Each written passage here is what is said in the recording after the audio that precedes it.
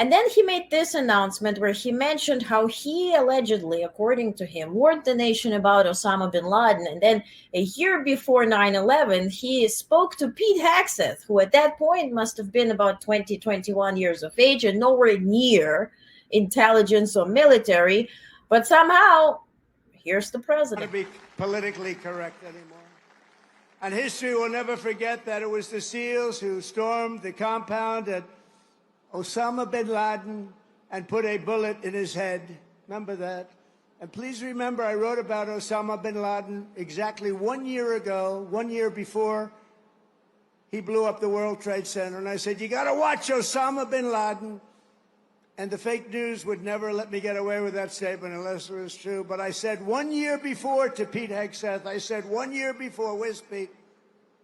In the book, I wrote, whatever the hell the title, I can't tell you.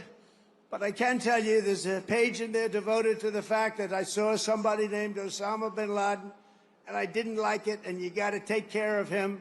They didn't do it. A year later, he blew up the World Trade Center, so we got to take a little credit because nobody else is going to give it to me. You know the old story? They don't give you credit, just take it yourself. And it was the U.S. Navy that dumped his wretched corpse off the decks of the Carl Vinson to sink into the dark abyss. Trump's book, The America We Deserve, which was published in 2000, does mention Osama bin Laden, but not in predictive or intelligence warning way. He listed him among dangerous figures, but made no claim about an attack.